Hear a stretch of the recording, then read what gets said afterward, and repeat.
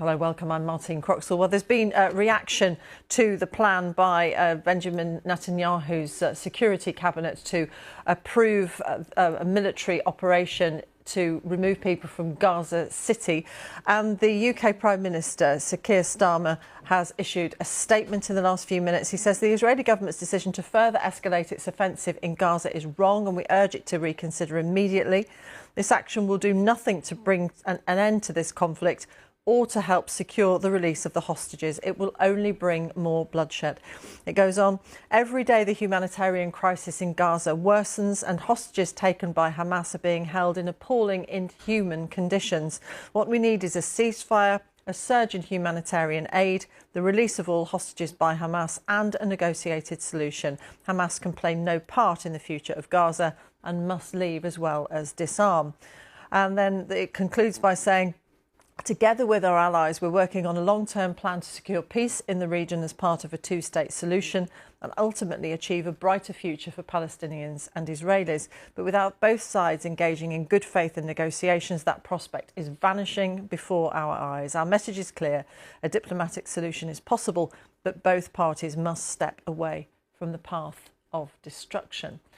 Well, that statement is in response to Benjamin Netanyahu's plan for a full-scale occupation of Gaza City, including the disarmament of Hamas and the return of all hostages, as well as the relocation of 1 million of Gaza City's residents further south.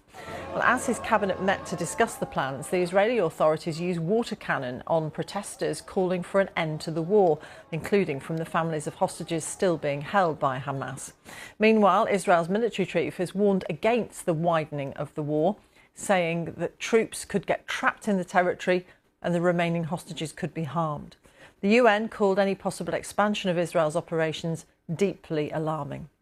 Well, Israeli forces are already in around 75% of Gaza after nearly 2 years of war, with Mr. Netanyahu under intense international pressure to agree a ceasefire deal.